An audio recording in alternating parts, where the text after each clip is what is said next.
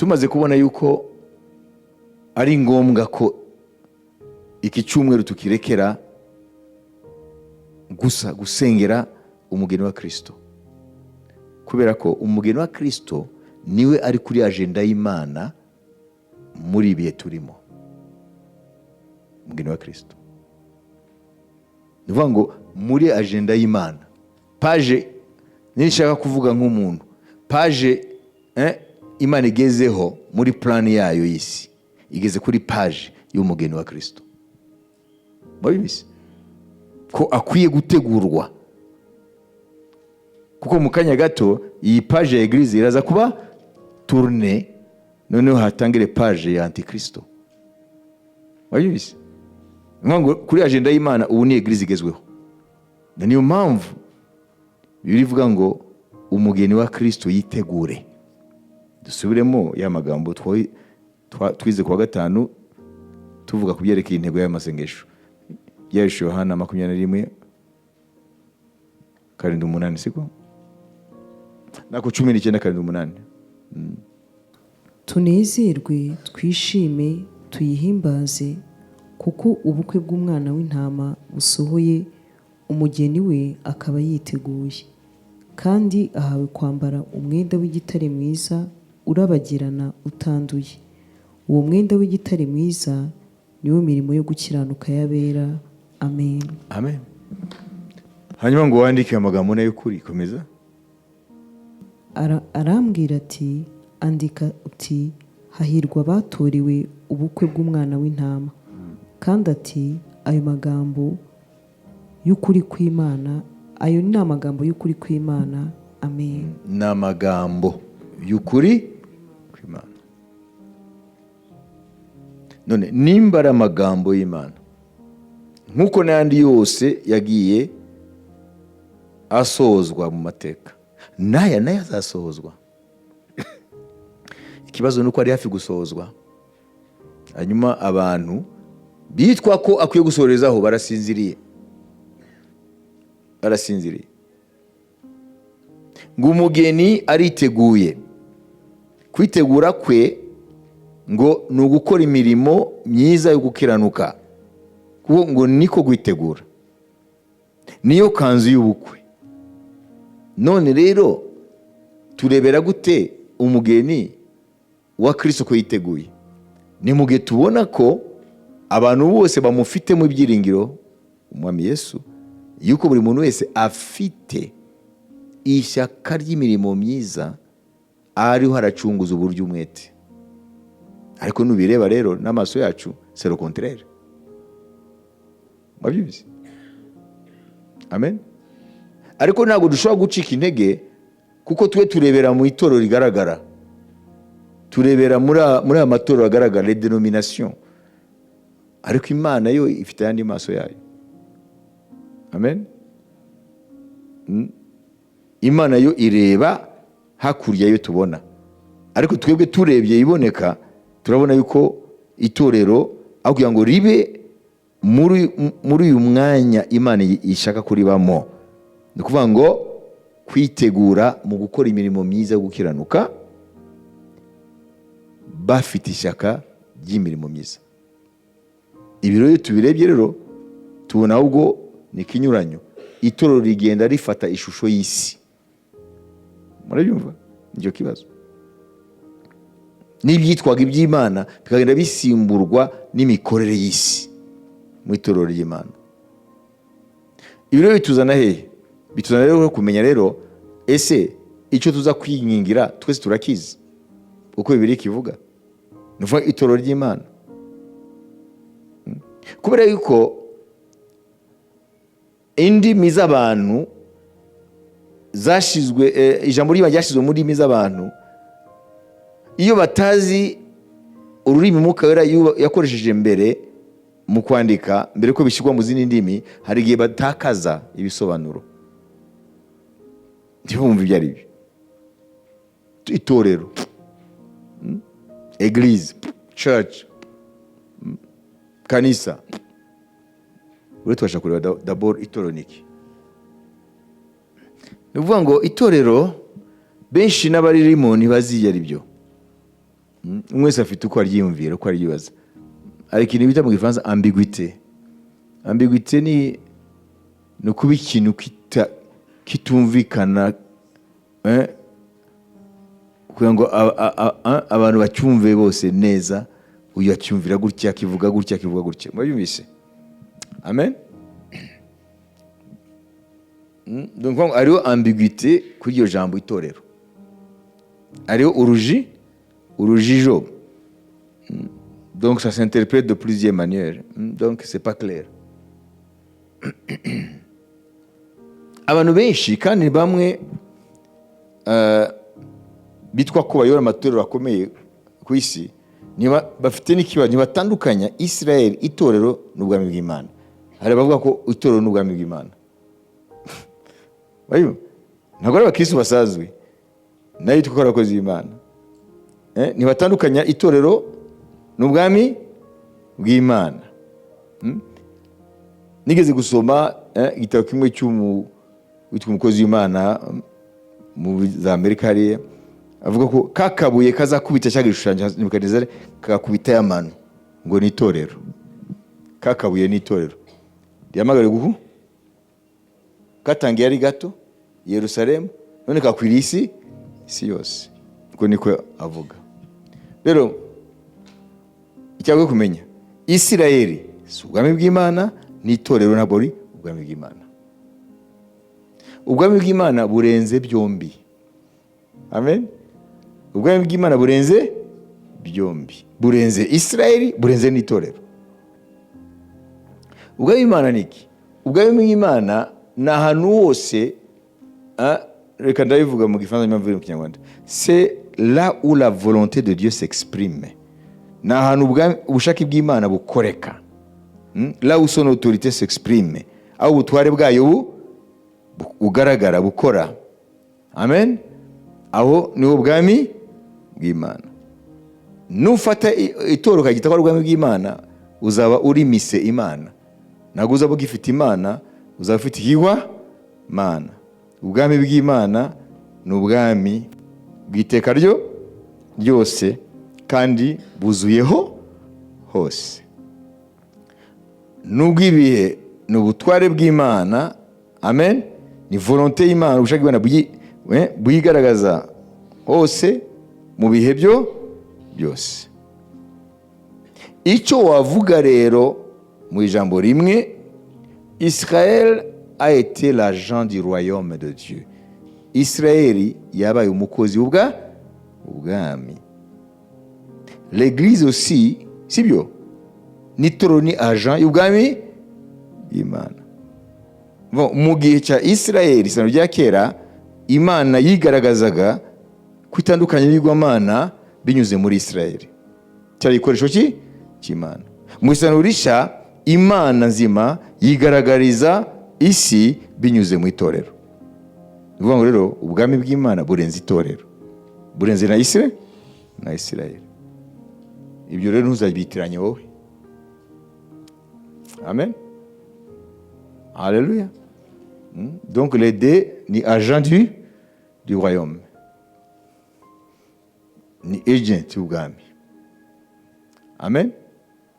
Israel and muvuge the church, ariko turaza kumva ibisobanuro byabyo, sibyo? Bya nyabyo, sibyo?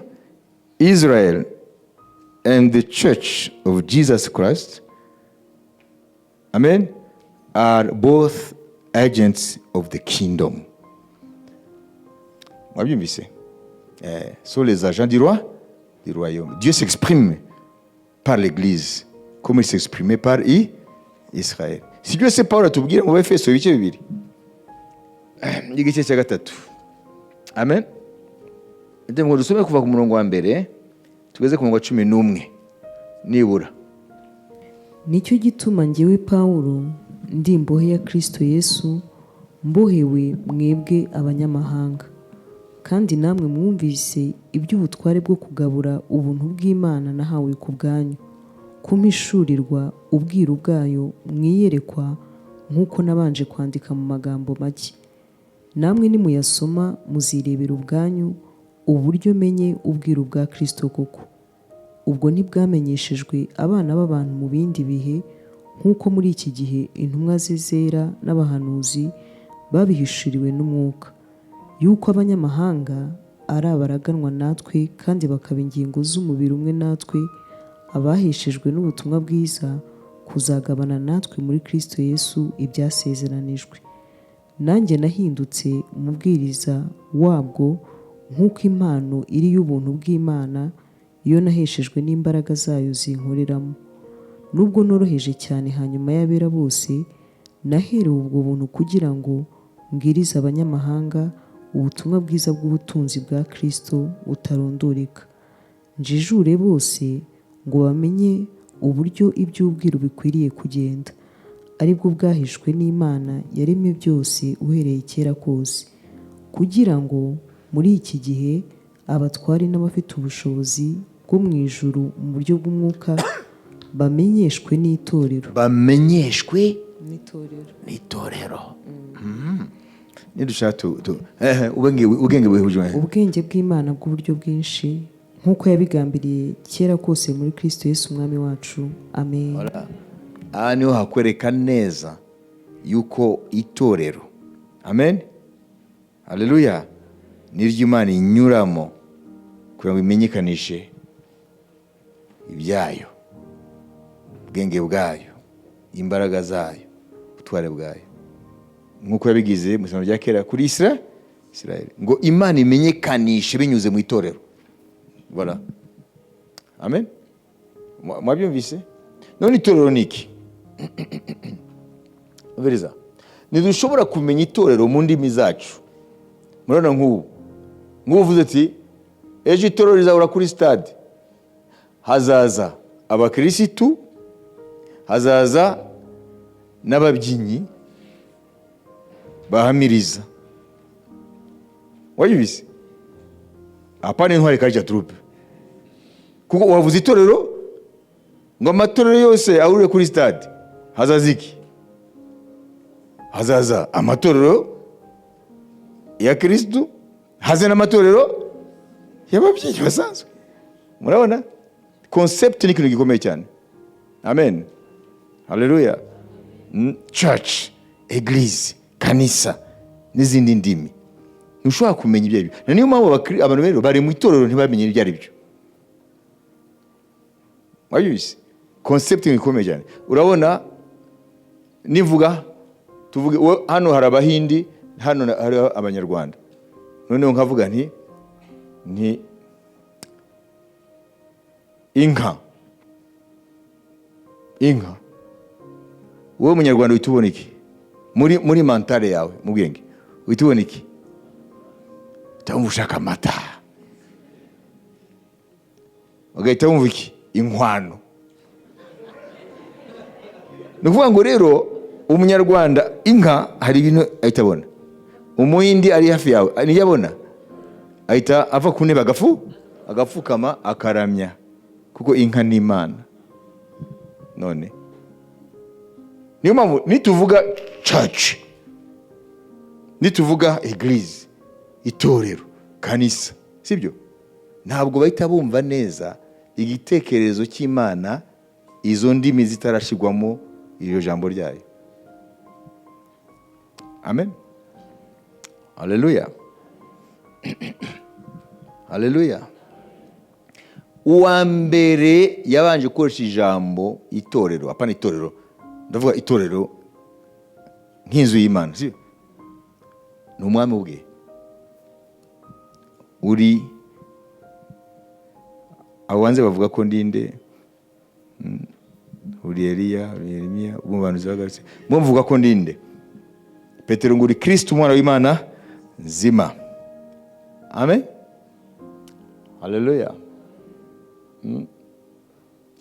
Ngo uri ibuye kuri urwo rutare, nzubakaho itorero ryanjye, amarembo y'ikuzimu ntazashobora. Niho hambere havugwa itorero. Itorero rero tugiye kumva rero, ese Umwuka Wera igihe yabanje gukoresha ijambo itorero, ni ikihe gitekerezo n'aya magambo yadufasha kumenya igitekerezo umwuka yari afite. Murabizi ko isezerano rishya ryanditswe mu Kigiriki, nibwo rurimi rwakoreshejwe. Isezerano rya kera ryanditswe mu Giheburayo, ibitabo bimwe byaryo bivanzemo n'Ikiarameya. None itorero mu isezerano rishya, kuko indimi zose zavanywe mu Kigiriki, mu isezerano rishya bavanye mu Kigiriki, sibyo? Vuga ngo igihe Paulo Yesu yavuze itorero, ariya Matayo 16, dusomere ku murongo Matayo 16 ku murongo wa 13 tugeze ku murongo wa 20. Nuko Yesu ajya mu gihugu cy'i Kayisariya ya Filipo, abaza abigishwa be ati, abantu bagira ngo umwana w'umuntu ndinde? Baramusubiza bati, bamwe bagira ngo uri Yohana umubatiza, abandi ngo uri Eliya, abandi ngo uri Yeremiya, cyangwa ngo uri umwe mu bahanuzi.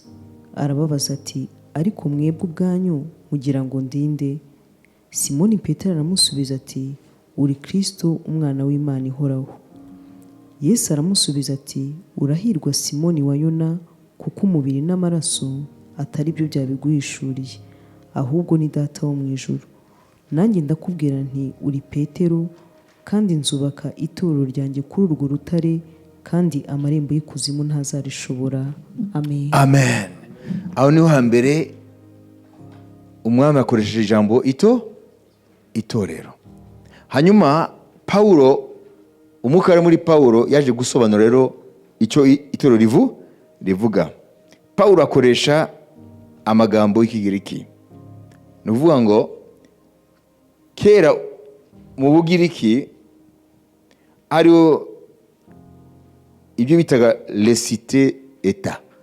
Atene yafatwaga nk'igihugu bwacyo, Sparte n'ibiki. Kuvuga ngo yari imigi ifatwa nk'igihugu bwacyo. Amen. Atene rero, sibyo? Atene rero mu Bugiriki niho havuye ibi mwita demokarasi. Demokarasi yavuye muri Atene. Iyi demokarasi muvuga yavuye muri Atene. Ni kuvuga iki? Aho ni imbere ya Yesu. Ni kuvuga ngo abaturage ba Atene, donc kuvuga ngo abasitoyen, apana abanyamahanga, abaturage, apana abashitsi, abaturage. Amen. Kuvuga ngo barahamagarwa, noneho bagahura kugira ngo baganire ku bijyanye n'ubuzima, amen, bwa Atene, bw'iyo site yabo, uwo murwa wabo, ariko yari site eta, ni nk'umurwa gihugu, sibyo? Igihe rero bahamagawe kuza aho, amen, bavuye mu mago yabo, bavuye mu byabo, barahamagawe, amen, kugira ngo bahure. Bagahura aho bahuriraga hitwaga agora. Ni espace yateguwe mu mugi kugira ngo bahure, noneho baganire. Urumva bari bateguye ahantu hagari bahura, kuko bari nk'abantu 40,000, abaturage bose bitwa abasitwa udashizemo abanyamahanga hamwe n'imbata, kuko hariho n'imbata, abasclave. Noneho Abagiriki rero bitaga rero iryo huriro ryabo babyitaga ecclesia. Iryo teraniro ry'abaturage bagita ecclesia. Amen. Kubera iki ecclesia? Kuko havamo amagambo abiri ek. Amen. Ek ni kuvuga ngo bavuye ahantu bahuriye ahandi. Hors de leur maison, hors de leurs affaires, noneho baraza ek. Ok? hanyuma kaleo ni ukuvuga ngo bahamagawe. Kaleo ni uguhamagara. Bahamagawe bahurire kuri agora. Wenda agora uno munsi muri stade. Muri agora. Iryo teraniro ryahuriye muri agora ryitwa ecclesia. Niyo haturutseho kiliziya. Ecclesia. None nufata Bibiliya mu Kigiriki amagambo Paulo yanditse, sibyo? Ahantu ubona itorero, eglise, church, hariho ecclesia. Ahantu hari handitse ngo itorero, hashire ecclesia. Kubera iki? Kuko ni assemble n'abantu bavuye mu byabo mago yabo n'uyu bari barimo, uwo mwanya baraje bahuye hamwe muri agora kugira ngo baganire iby'ubuzima bw'umujyi wabo, finance, isuku, nka bya bindi tuganira ku muganda. Burya tuba twabaye ecclesia, sibyo? Hariya ku muganda duhurira, nyuma y'umuganda ku nama hari iya ni agora. Iryo ni ijambo rero Paulo yakoresheje. Kubera iki? Kubera iki yakoresheje metafore y'Abagiriki? Ikigereranyo cy'Abagiriki. Ni ukubera ko no muri Kristo, amen, harimo kaleo, harimo guhamagarwa, hakaba harimo na kuva mu isi turimo, mu byaha turimo, mu bindi cy'Imana icyubahiro, mu buzima bwacu budafite Imana, tukimuka tukajya muri agora. Agora naho mu nzu y'Imana. Mwabyumvise? Amen. Haleluya. None ibyo bibaha ikihe gitekerezo? Mumenye ko abahuriraga muri agora n'abasitwaye, sibyo? N'abahurira muri agora ariyo nzu y'Imana, itorero ry'Imana, sibyo? Nabo n'abasitwaye b'ubwami bw'Imana. Amen. Twebwe turi abaturage b'ubwami bw'Imana. Ntabwo turi ubwami bw'Imana. Ubwami bw'Imana burarenze, ariko turi abaturage babwo. Ariko nyamukuru ni iki? Nuko ukwiye kuba warahamagawe ukava he? Mu byawe wari urimo bitarimo Kristo, ukagenda aho Yesu aguhamagaye ko muri buhure, ukisanga muri agora ye, ariryo torero rye. Numara kugira ibyo bitekerezo nk'ibyo, utumva itorero icyo aricyo. Ese araho navuye, araho nagiye. Hano sino ndavuga amadenomination, sino ndavuga ngo kuva muri ADPR ngo ukajya muri Beteli, cyangwa ukava muri Beteli ukajya sinze hariho ahandi wavuye ni hehe? Ntabwo ari ibyo. Ibyo ni ibyanyu mwebwe. Ni ukuva mu isi ya Satani ukimukira. Amen. Haleluya. Ukimukira mu bwami bw'Imana binyuze mu mpamagaro w'Imana. Amen. Hanyuma ubwami bw'Imana muri iyi si bugaragarira muri za agora zayo, les assemblées, amateraniro. Ibyo byumvikanye? Nimba rero bitigeze biba muri wowe rero ntabwo uri mu itorero. Ntabwo uri mu itorero. Mwabise? Ecclesia niyo jambo mu Kigiriki ryakoreshejwe. Ecclesia. Mu Bibiliya y'Ikinyarwanda handitse ngo itorero, wandike ecclesia. Bibiliya y'Igifaransa yanditse église, wanditse ecclesia.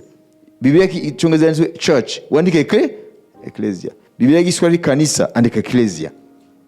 Kuko nabahamagawe. Amen. Kuko Imana yabagize abasitwaye b'ubwami bwayo. None irabahamagara mu iteraniro aryo itorero ry'Imana. None bagahura muri agora, bakazajya baganirizwa n'Imana mu biberekeye. Amen. kugira ngo bamenye ukuntu bakwiye gukorera Imana. Uko muri agora hafatwaga n'ingamba. Ati rero budget rero ya Atene turabona yuko ibikwiye gukorwa mu mujyi, hariho les égouts murabibona aya mazi mabi. Tukwiye kwagura imiyoboro y'amazi y'imvura, tukwiye kugira abana bamaze kuba benshi, ibibuga comment est-ce qu'on appelle ça, ibibuga byokipa abana mu mikino bibaye bike. None turasaba rwose buri citoyen wese, amen, wa Atene, sibyo, ya cotisation ya cotisation, wa musanzu tuvane ku mafaranga 10,000 dushire kuri 12,000, kubera ko les besoins z'umujyi umaze kuba nyinshi. None bagahita babaza rero ba citoyen nimba ari ibyo, bakabati rwose birakenewe, kuko umuntu wese abonamo inyungu ye. Icyo rero byamara kwemezwa, abakuriye umujyi rero bagahita bafata ibyemezo, bigashwa mu nyandiko bigatanga gukurikizwa. Aho icyo nicyo bakoraga muri agora. Itorero ry'Imana rero ni muri icyo gitekerezo turahura, Imana ikatubwira imigambi yayo, hanyuma rero tugafata ingamba yo kwishira mu bikorwa.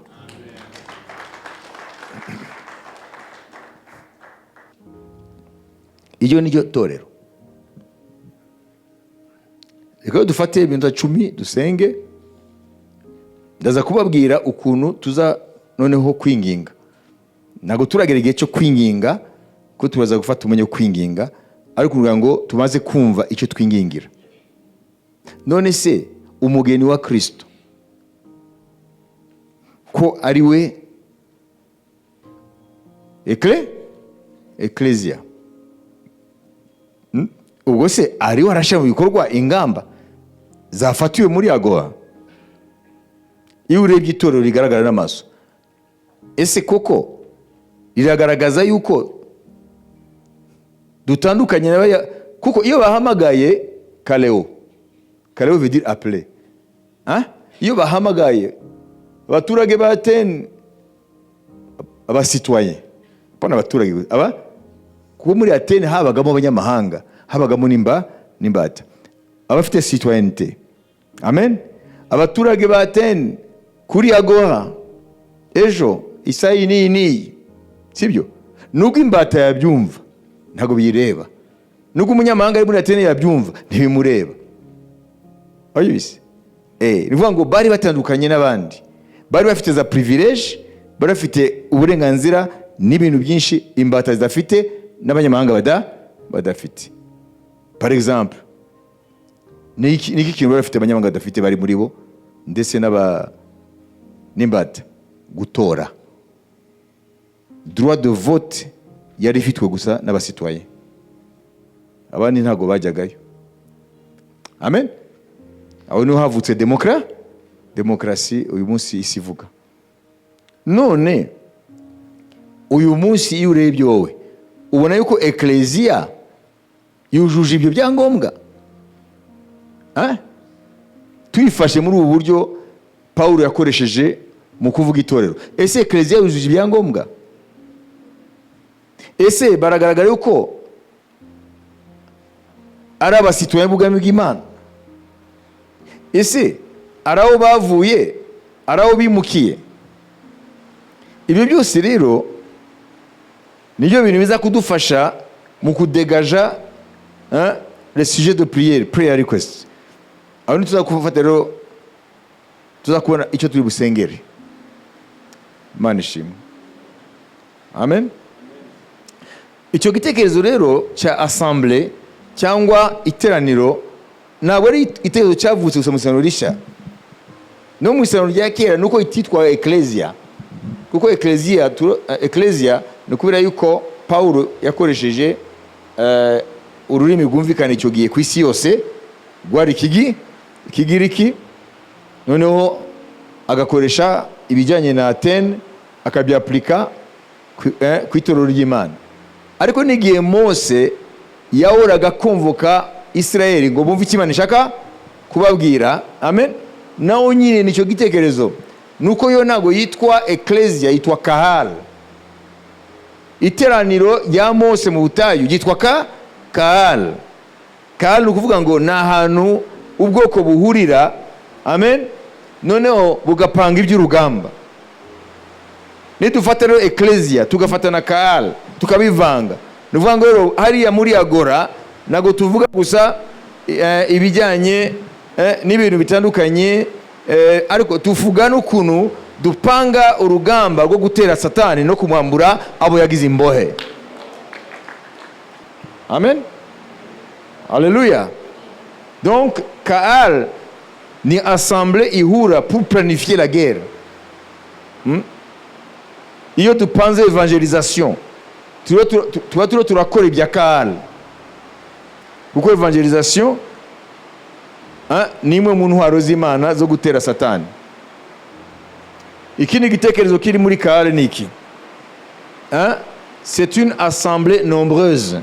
Nuvuga ngo ni iteraniro rigari.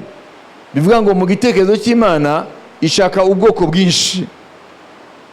Imana ishaka ko haba assemblée nini, ntabwo ishaka udutsiko. Amen. Ntabwo ishaka des groupuscules, irashaka benshi. Nibyo Yesaya tubwire hariya kuberekeye Yesu Kristo naza. Amen.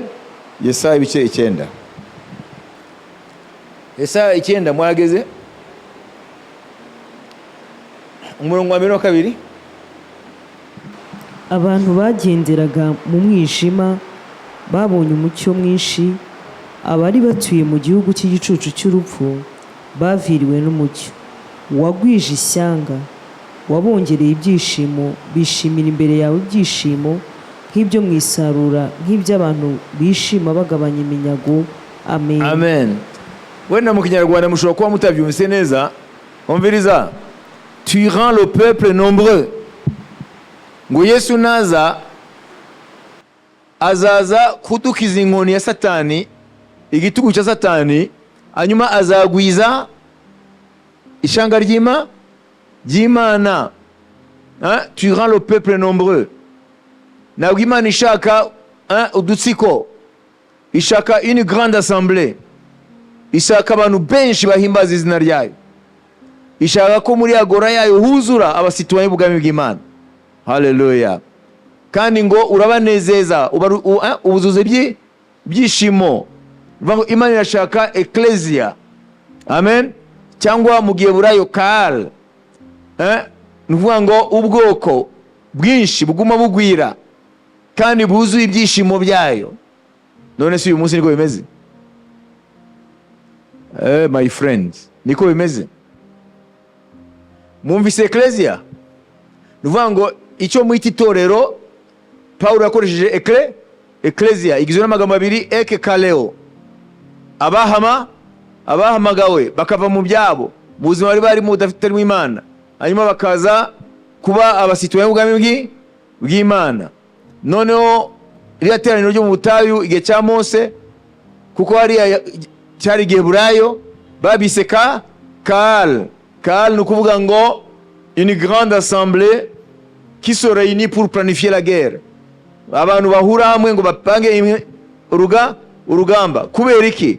Kubera yuko iteraniro ryo mu butayu ryari ku rugamba mu buryo bugaragara, kuko bategeza kurwanya urugamba ngo binjire mu gihugu cy'isezerano.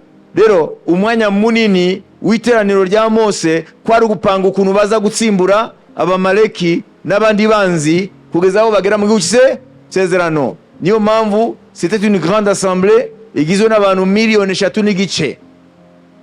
Dufashe rero Kaal tukayishyira kuri ecclesia, bibyara iki? Bibyara iteraniro. Amen. Rihujwe n'Imana kugira ngo ryumve ijwi ry'Imana, rishire mu bikorwa gahunda y'Imana, imyanzuro y'Imana, kandi ripange n'ukuntu Satani riri umukubite mu izina rya Yesu Kristo. Iyo niyo itorero mu buryo bw'umwuka. Rero rigiye avuga ngo itorero rya Kristo, uzajya umenya ibyo uvuga. Amen. Birumvikana? Bamwe rero ntabwo bazi itorero icyo ari cyo, bazi ko ari idini, bazi ko ari ry'umuntu. Abantu ntabwo bazi itorero cyari cyo benshi. Amen. Mwebwe rero mumenye ngo mwebwe muri ecclesia, nimba mwarahamagawe, kaleo, verbe kaleo mu Kigiriki ni kuvuga ngo appeler, hamagara. Amen. Kaleo ni guhamagara, ariko nijwi rirenga. Amen. Haleluya. Haleluya. Hanyuma ek, varia, ngwino, hors de ta vie personnelle, propre, égoïste, mondaine, ukaba mu buzima bwawe butarimo Imana. Yesu waguhamagara ngo ngwino. Iyo ni bita ek. Uhereye aho ugatangira kumva ko uri citoyen w'ubwami bw'Imana. Nuvuga ngo iby'ubwami bw'Imana birakureba. Mu gihe Yesu atubawa ahantu utuye birakureba. Mu gihe Yesu atubaha ukora birakureba. Mu gihe Yesu asuzugurwa birakureba. Mu gihe ibyaha bigwiriye ahantu birakureba. Mu gihe abadayimoni bakabije imirimo yabo birakureba. Mu gihe abapfumu bagwiriye birakureba. Mu gihe ibyaha bigwiriye birakureba, kubera yuko uri citoyen w'ubwami. Kandi mujya muhura muri agora, noneho mukumva ibijyanye amen n'ubwo bwami, hanyuma ingamba zigafatwa y'ukuntu imigambi y'Imana ikwiye gushyirwa mu bikorwa. None muri na kaal, muri ubwoko bw'Imana bwinshi bugari buhura kugira ngo buplanifiye uko ubwami bwa Satani bukwiye guterwa, hanyuma bukamburwa iminyago. Ibyo bitekerezo byose bikubiye mu ijambo rimwe muhita itorero. Imana ihabwe icyubahiro. Bitabaye bityo ntabwo turi muri concept y'Imana ya ecclesia ya kahal. Amen. Turi muri club. Okay? Turi mu ishyirahamwe, turi muri association. Iri torero rero niyo duhamagariwe rero kwingingira, kubera yuko mission Imana yari hayi, mission Imana yari hayi yenda kurangira. None se ko yenda kurangira, rero rirasoza koko neza icyo byahamagariwe? No problem. Ese itorero ritandukanye n'isi mu mitekerereze, mu mvugo, mu bikorwa. Turashaka rero dufate uyu mwanya mbere na mbere tubanze twihane mu cyimbo cyabo muri ecclesia bose, tubwire Imana utubabarire. Ntabwo dukwiye kuba uko dukwiye kuba mu itorero ryawe. Ntabwo tubaho nk'abasitoyen b'ubwami bwawe, kuko citoyen afite des droits et des obligations, afite ibyo yemerewe, afite n'ibyo agomba. Hari ibyo bamugomba.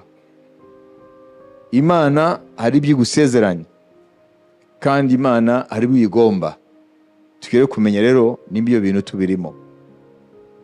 Hari ijambo badusomeye kare ngo itorero, ngo Imana irinyuremo imenyekanisha imbere y'abakuru n'abatware ikomangoma ry'umwijima ubwenge bwawe buhebuje.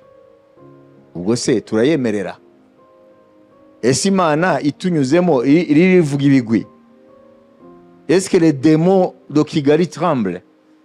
Ese abadayimoni bari mu kirere baranyeganyezwa natwe? Ese hari impinduka tubona mu batuzengurutse biturutse ku mbaraga z'itorero? Ahubwo abantu bagenda bashaka kuba Imana bari muri Kristo Yesu. Ni bitangaje. Ejo bundi uriya Donald Trump yigeze kuba perezida Amerika, n'ubwo ararituza kuba perezida. Yaje ntabwo ari mu gihe cya meeting. No. Ntawe bihuriye no kwitoza no kujya kwiyamamaza. No. Yaraje afite Bibiliya. Donald Trump ntabwo ari muri meeting ngo bivuge ngo nuko ashaka kuba mutora. Yaraje afite Bibiliya, hanyuma ahita atanga ikiganiro afite Bibiliya gutya, aravuga ngo Christians ngo are under siege, ngo les chrétiens sont assiégés, ngo abakristo baragoswe, ngo kubera iki ubukristo bugenda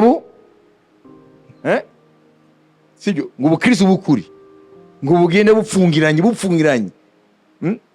ngo mu buryo ngo ureba hirya no hino nta bukristo buzima buhari, ngo ni ukubera yuko twarataye Donald Trump, ngo twarataye Bibiliya, ngo kera jewe mbyiruka ngo buri rugo rwose rwa Amerika rwa rurimo Bibiliya, ngo none ubu Bibiliya twarayitaye, ina agaciro z'Imana twarazitaye, ngo hanyuma ngo iki gihugu ngo urupfu kiriho kirapfa, ngo ni ukubera ko twataye Bibiliya, ngo nitutegereze ko igihugu kizahembuka nituzagaruka ku cyo twataye, ngo inaga agaciro z'Imana.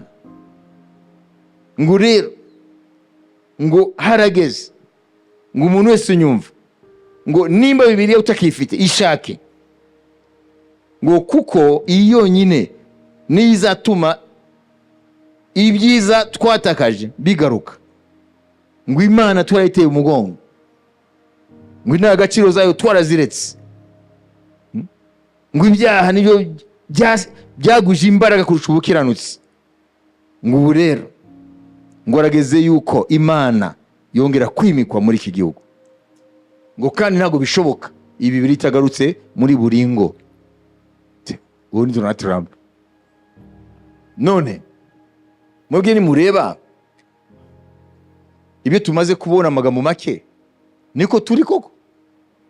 Kubera iki environnement ari umwijima gusa? Kubera iki ibyaha ari byo byuzuye? Kubera iki umwijima ari umwana? Kubera iki abapagani, abantu batuka Imana, batumvira Imana ari bo baguri, nibo bafite ijambo mu espace public etc. Kubera iki? Ndio ndavuga ku isi. Ni kubera iki? Ni kwako twaratakaje kuba ecclesia. Wabyibise. Twahindutse amadini n'utudini. Eglise ntabwo iri efficace. Satani aratureba agaseka. Wabyibise. Mu gitekerezo cya Bibiliya ntabwo turi uko Imana ishaka ko tuba. None impandira hafi kuvuga umugeni wa Kristo azamuke, nababwiye ni ntabwo twiheba, kuko twebwe turebesha amaso tukabona ibibi gusa, ariko Imana irafite abantu bayo. Ariko ntabwo Imana ishaka ko baba bake, kuko twumvise ko Kaal ngo yaguze shanga. Dieu veut un peuple nombreux. Amen. Ariko abakiranutsi b'ukuri bagenda baba bake. Wenda ku bakristo 1000 bitwa abakristo, wasanga abantu bavutse ubwa kabiri bagendana n'Imana, babaho koko nk'abantu bahamagawe bari muri ekekaleo ecclesia, wasanga ari nk'abantu nka 10 ku 1000. Ntabwo ari ubushake bw'Imana rero, kandi 1000 cyose bita abakristo. Niyo mpamvu rero aya masengesho na y'ingenzi kandi azigihe, kandi Imana izatugororera kubera ko twinginze ku cyo Imana ifite ku mutima. Dufate iminota 10 nyuma turaza gukomeza. Noneho ushobora gutangira kwinginga, sibyo?